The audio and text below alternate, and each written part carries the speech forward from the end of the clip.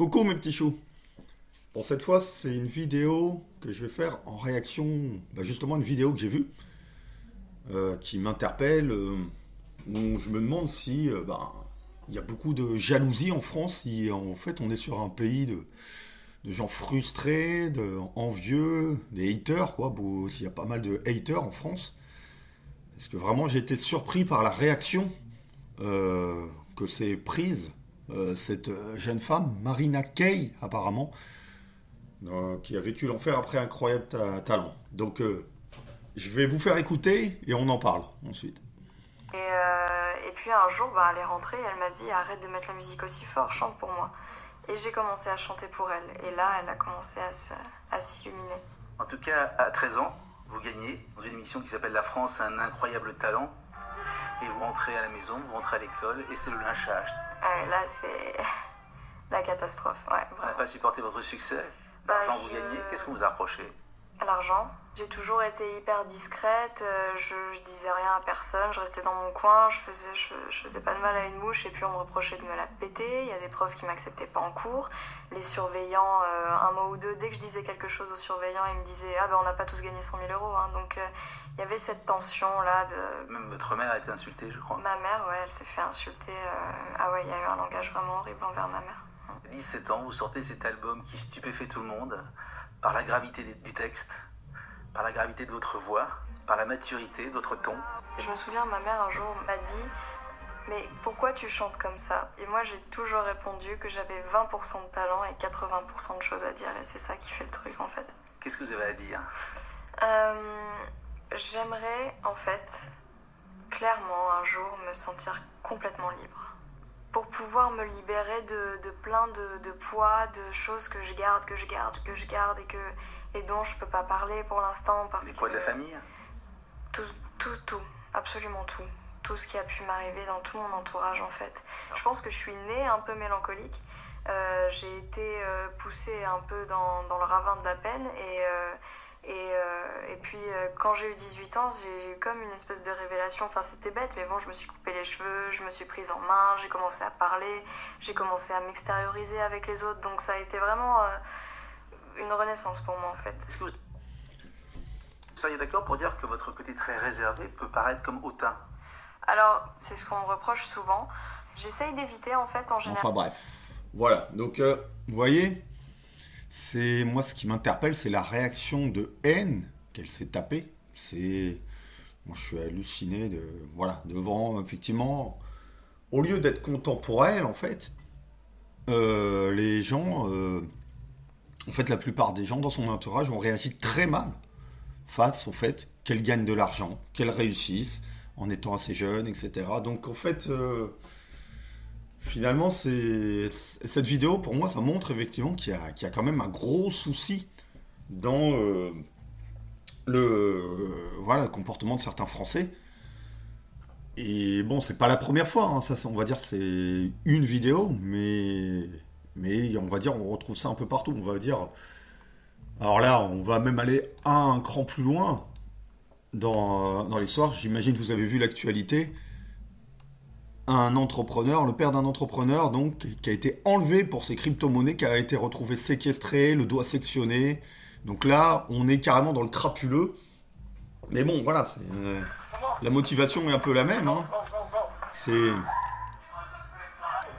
C'est donc, voilà, une personne donc, qui se fait carrément enlever pour essayer de lui faire cracher son argent, quoi, ses crypto-monnaies. C'est pas la première fois aussi que ça arrive.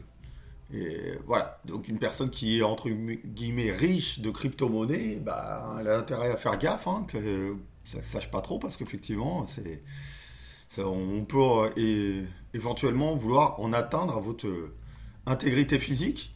Et ça, c'est quand même, moi je trouve ça assez impressionnant. Mais même là, déjà, la réaction qu'elle se tape n'est pas du tout saine. C'est une réaction carrément malsaine. Voilà, alors moi, je l'ai vécu aussi à titre personnel. Quand je suis passé par la ruine et ensuite j'ai été beaucoup mieux financièrement. Et donc, en fait, des personnes qui étaient devant moi financièrement, je leur suis passé devant. Et ces mêmes personnes, quand j'étais au fond du trou, elles m'ont des fois souhaitaient que ça aille mieux, mais une fois qu'ils étaient passés devant elle, leur réaction a complètement changé. C'est-à-dire qu'en fait, il y a commencé une sorte de jalousie, on va dire, voilà, elles étaient très attendries, très plus cool avec moi souvent quand j'étais au fond du trou, quand j'étais bien ruiné, etc. Mais par contre, quand ça allait mieux, le comportement change. Voilà. Quand finalement, ça passe à aller beaucoup mieux. Alors qu'elles m'ont souhaité effectivement que ça s'arrange. Mais voilà. Alors là, je vais vous faire par exemple le cas. Écoutez, parce que c'est vraiment très significatif. Le cas par exemple d'un ex-ami, puisque. Alors je vais vous en parler. J'en ai parlé dans une vidéo précédente. C'était lors de mes premières rencontres internet. Je vous avais dit que j'avais rencontré un gars.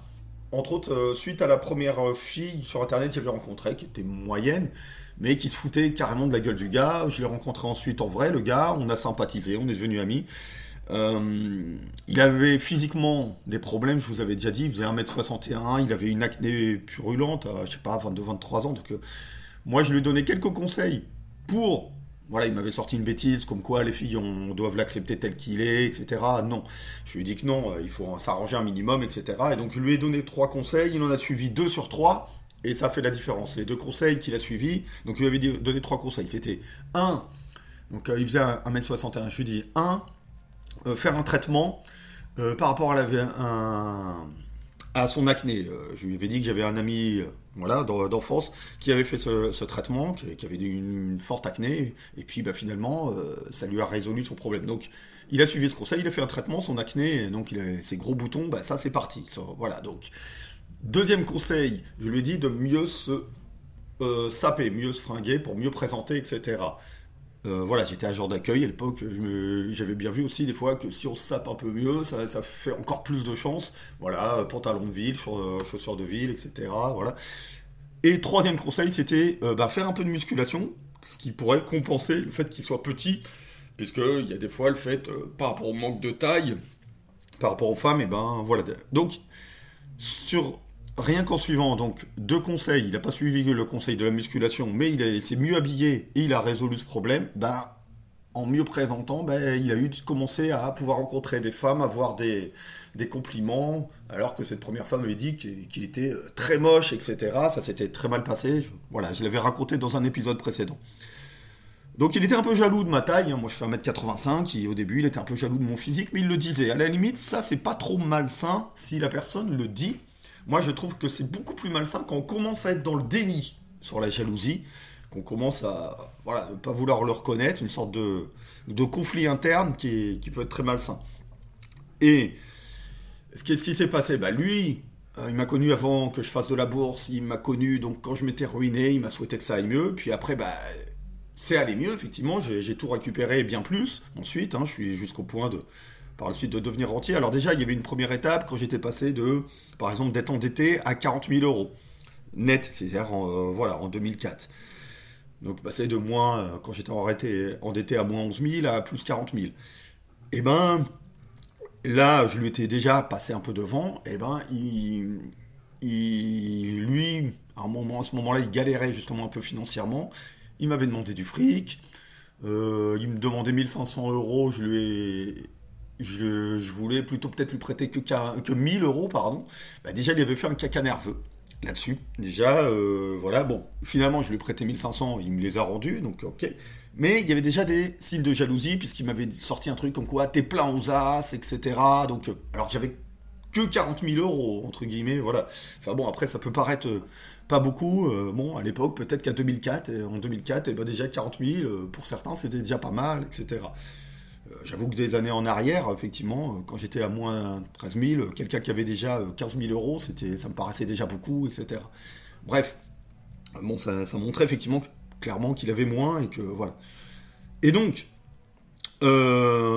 ensuite, quand je suis arrivé à 100 000 euros, vers 80 000 euros, 80 000 puis 100 000, la jalousie s'est encore accentuée. Il y avait des signes beaucoup plus clairs de jalousie et après, il commençait à dire, quand j'avais la trentaine, un truc comme ça, au début il disait t'es grand, t'es beau, et puis en me disant que je pouvais avoir facilement des femmes, puis ensuite il a commencé à avoir un peu de déni sur le physique. C'est-à-dire qu'il disait, ouais, maintenant t'es juste grand, voilà. Mais sauf que bon, bah, pour moi, par rapport aux femmes, je continuais à rencontrer de la même façon, ça se passait bien. Et par contre, financièrement aussi, bah, voilà. Donc par exemple, il commençait à avoir une sorte de petit jeu malsain où bon, bah, il donnait des formations. Et il m'a dit, par exemple, quand il était, par exemple, quand j'étais à 100 000 euros, ben, soi-disant, il avait 112 000 euros, un truc comme ça, par exemple, voilà. Et ainsi de suite, toujours un petit peu plus que moi, donc voilà, histoire de... Voilà. Moi, je savais pas, je lui dis, bah, si ça, tant mieux pour lui, tout ça, hein, voilà. Sauf qu'en fait, ce qui s'est passé, ça, en 2007, il avait soi-disant plus de, je sais pas, 120 000 ou plus, selon ce qu'il disait, hein.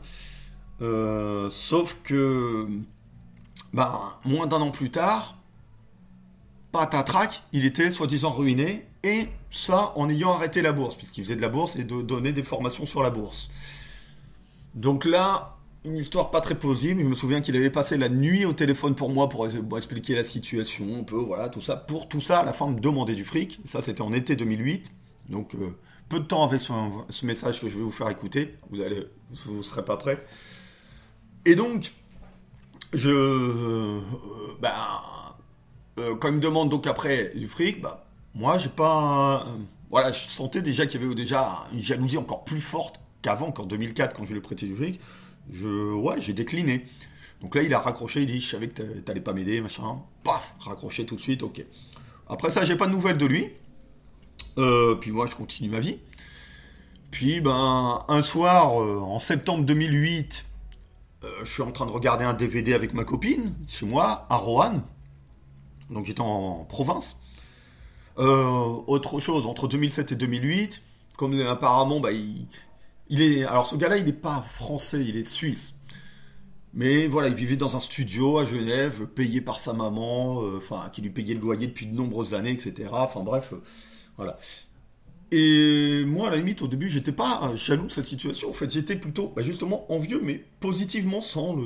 Voilà, je me souviens quand je l'avais rencontré, je gagnais 6 000 francs par mois, et lui, il touchait 12 000 francs par mois de sa grand-mère.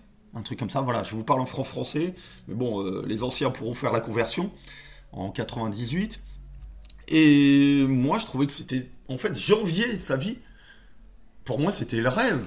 On est payé 12 000 francs. Moi, je devais travailler, et je me dis, t'es tranquille chez toi à chatter, et tu touches 12 000 francs. Pour lui, ça lui paraissait normal. Voilà. Donc, voilà, il a eu vraiment beaucoup d'aide familiale que je n'ai pas eu. Donc, effectivement, voilà, d'ailleurs, quand il était très jaloux, à un moment donné, je lui ai fait un petit calcul rapide de son aide familiale, en début 2006, et je lui ai dit, bah là, c'est au moins 132 000 que tu as touché, que moi, je n'ai pas touché, donc si après, tu n'as pas grand-chose ou tu n'as rien, bah, c'est que tu as merdé, désolé, c'est que tu as mal foutu ton truc, quoi. Enfin, bref. Donc, voilà. Donc ça, c'est un peu pour vous donner du contexte. Donc voilà, après ça, donc on arrive là en septembre 2008, après qu'il m'ait fait une demande de fric, peut-être en juillet 2008 ou un truc comme ça. Et puis après j'ai pas eu de nouvelles comme je vous ai dit, donc passe un ou 2 mois, voilà. Et comment dire, donc je suis en train de regarder, comme ça, et lui en fait, qu'est-ce qui s'est passé? C'est que il était en grosse galère de fric, hein, voilà. Il essayait de toucher du fric. Il avait perdu son logement en Suisse. Ah oui, intéressant, c'est que je lui avais proposé de venir loger chez moi à Roanne. Je pense pas que j'étais mauvais bougre. Mais en fait, il avait décliné parce qu'en fait, son adresse à Genève dans un petit studio lui servait comme adresse de prestige pour pouvoir vendre ses formations sur la bourse, le trading. Voilà, donc en fait, il s'est dit, à Roanne, ça va pas être très vendeur, etc. Donc effectivement, bon, les clients n'étaient pas vraiment au courant de la situation voilà. S'ils savaient ce qui était derrière, je pense qu'ils auraient peut-être pas commandé de formation sur la bourse, le trading, parce que voilà, un gars qui est ruiné et qui vous explique comment gagner du fric en bourse, voilà. Bon, également pour son histoire d'épisode de ruine en moins d'un an, perdre plus de 100 000 euros sans soi-disant faire de bourse, est-ce que c'est crédible? Pour moi, non, c'est pas très crédible. Donc, c'est aussi pour ça que j'ai décliné. Et pour moi, j'ai l'impression que ça collait pas à son histoire, donc il me mentait quelque part, voilà. Donc, soit il avait jamais eu 100 000 euros, hein, plus de 100 000 euros, soit, comment dire, en fait, il a tout perdu en bourse et il veut pas le dire, voilà, et pour son ego, voilà. Bon, bref. Il y a un truc qui colle pas, quoi, dans l'histoire. On va pas, perdre plus de 100 000 euros en n'en faisant rien et en passant son temps à regarder des sites pornographiques qui sont gratuits. Bon, voilà, donc c'est pas possible, ça tient pas la route, l'histoire. Donc voilà. Donc il était en train d'essayer de récupérer du fric d'une formation et il s'était endormi dans le train. Donc il s'est pas arrêté à la bonne station. Et ensuite, il se réveille, et il se retrouve au milieu de la Creuse, au milieu du centre de la France, comme ça, paumé, à 11h30, un truc comme ça, du soir, et qu'il n'a pas d'autre pensée, à ce moment-là, que m'appeler moi, pour que je lui paye un taxi. Je suis à plus de 200 km de son endroit, à Roanne, j'étais pas dans la Creuse non plus, si vous faites un peu de géographie. Et que voilà, que j'aille le chercher, que je lui paye une voiture, que je loue une voiture, je me débrouille. Il n'y a plus de gare, il n'y a plus rien. À ce moment-là, en plus, ça aurait été compliqué à plus de 200 km. Mais voilà, tout est fermé à ce moment-là. Donc moi, je suis tranquille avec ma copine en train de regarder un DVD. J'ai cet appel pour venir le dépanner à plus de 200 km de chez moi, comme ça, à 11h30, presque minuit. Donc voilà. Et donc, je décline, parce que c'est une demande complètement ahurissante. Je dis, désolé, mais je peux pas, quoi. Je peux pas... Alors voilà la réaction. Je vous fais écouter, vous n'êtes pas prêts. Sale fils de pute égocentrique! Je te jalouse pas, mais je te haïs du plus profond de mon cœur, enculé connard! Voilà. Et un deuxième message. T'es un sale fils de pute égocentrique! Hein? Y'a que ton petit toi qui t'intéresse, hein? Quand c'est pour ta bite ou pour ta gueule, on peut te faire n'importe quoi, même pour ces deux sales bâtards! Ces deux grosses salopes! Hein? Là, t'en es capable! T'es un salaud! T'es un salaud! Et jamais je pourrais jalouser un mec comme toi, tellement tu me donnes envie de dégueuler! Mais qu'est-ce que je te hais, espèce d'ordure! Fils de pute égocentrique de merde! Donc là, j'espère que vous avez compris, le gars n'est pas jaloux du tout, mais non. Il le dit, voilà.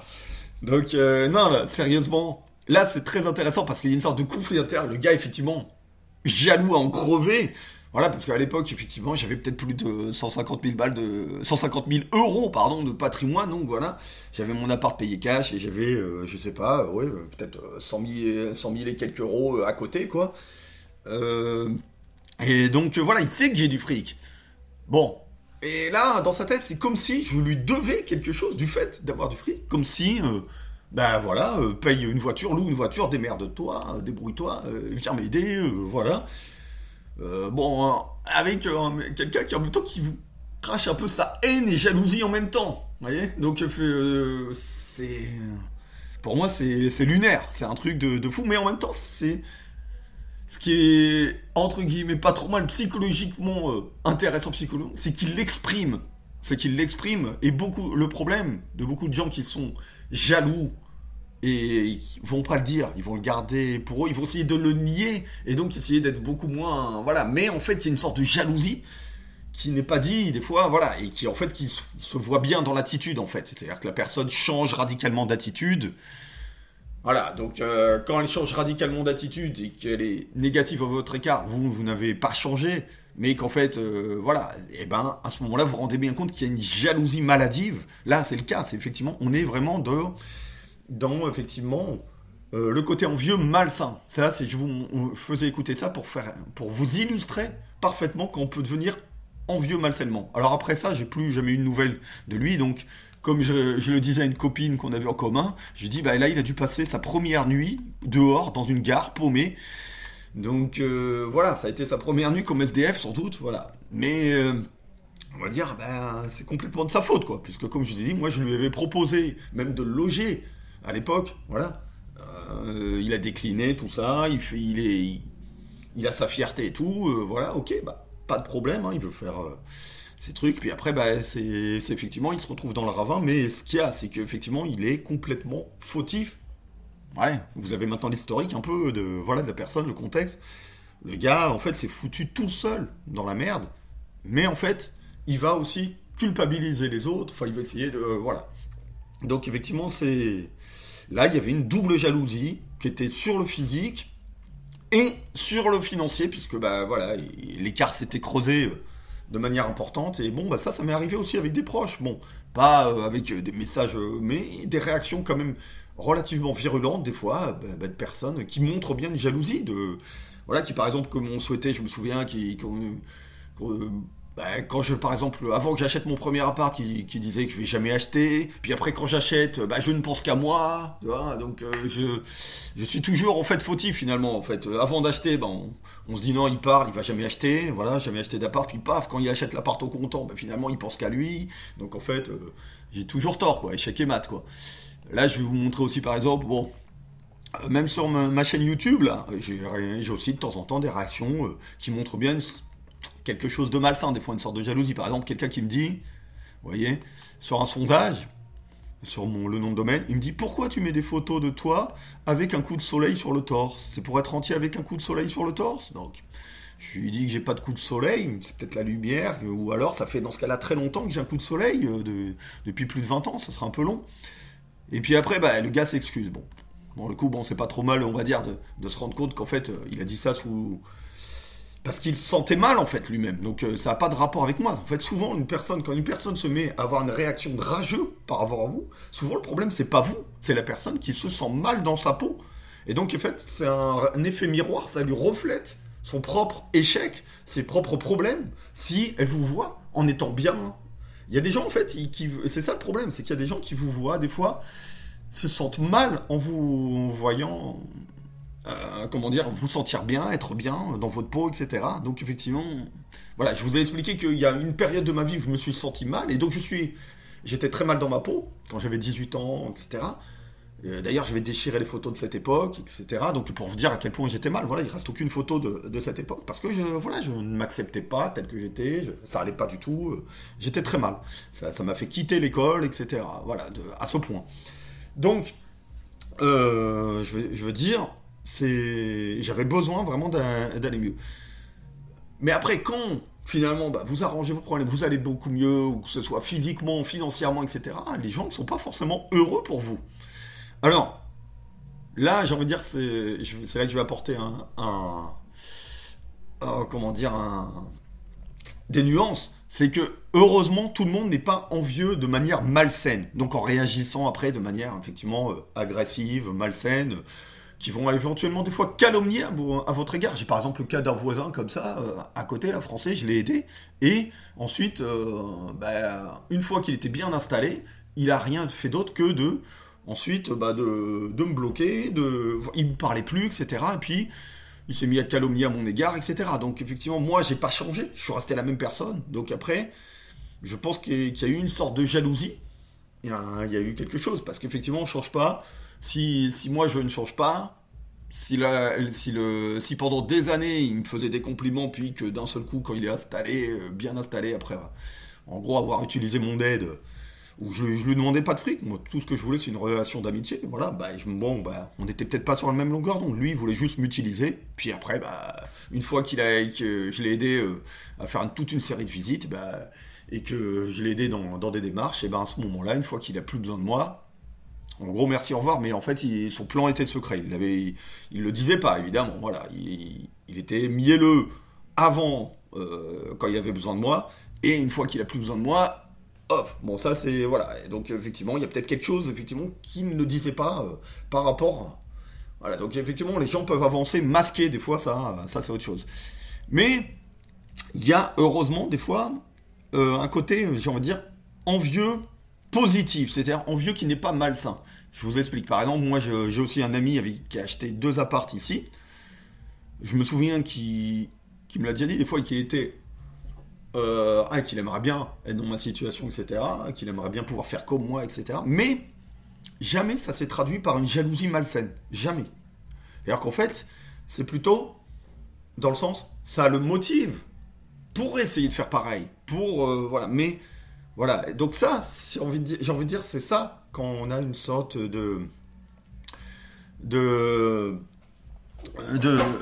d'envie d'être envieux, mais de manière saine, en fait.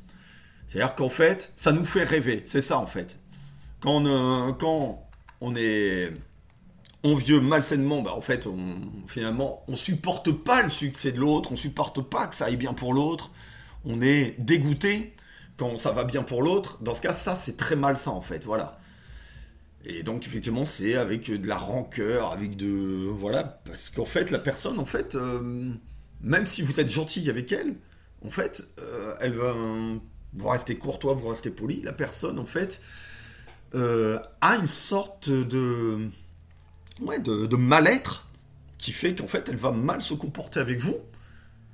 Voilà, parce qu'en fait fondamentalement elle est haineuse, jalouse, envieuse, mais de manière malsaine effectivement, et elle va éventuellement le nier, très probablement, très souvent dans ce cas-là en fait, on est dans le déni. Une personne à la limite qui reconnaît sa jalousie, comme je vous dis à la limite, c'est un premier pas pour que ce soit plus sain entre guillemets. Voilà, qui reconnaît d'être envieux. Pas forcément jaloux d'ailleurs, de se dire ah j'aimerais bien, voilà. Et donc effectivement moi par exemple, je dirais que y a des gens qui m'ont fait rêver, comme je vous ai dit, voilà. Et c'est vrai que comment dire, je vais pas mentir. Des fois ça a pu m'arriver avec certaines personnes, mais je m'en suis rendu compte après coup d'être entre guillemets jaloux un petit peu, voilà, de manière pareil, envieuse malsaine, de dire mais rarement quand même. En fait, plutôt, là, je pense que c'est une question de personne.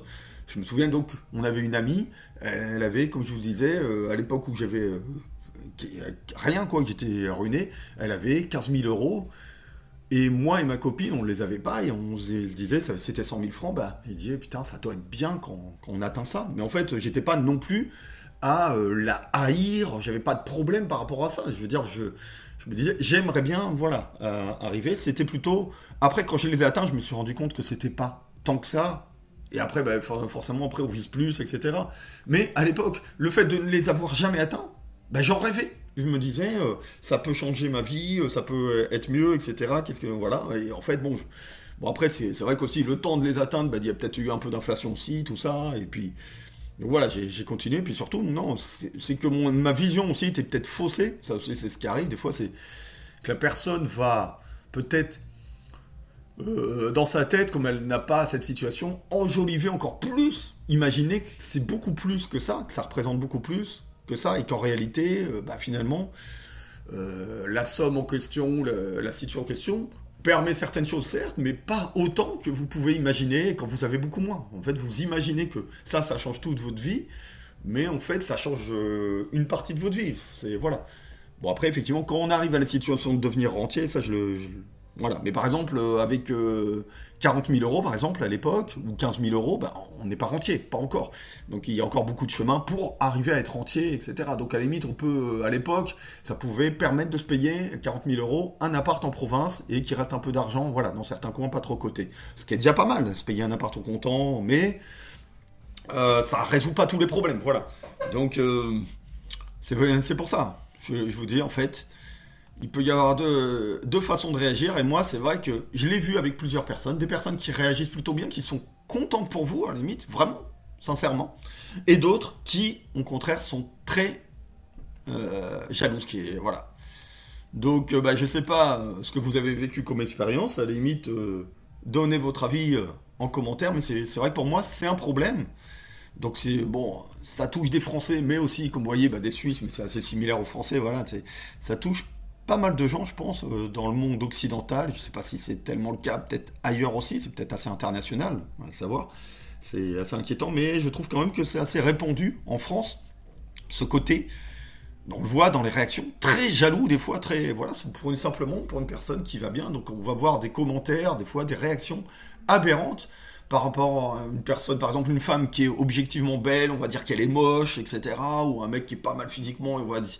Ça va tailler dans les commentaires, et des fois c'est pas du tout objectif. C'est-à-dire que voilà, comme je vous ai dit dans une vidéo précédente, des fois par exemple une fille qui n'est pas à mon goût mais qui est belle, je vais le reconnaître. La même chose pour un mec qui est bien physiquement, je vais pas commencer à le tailler, à dire qu'il est mal physiquement, etc. Non, parce qu'effectivement c'est...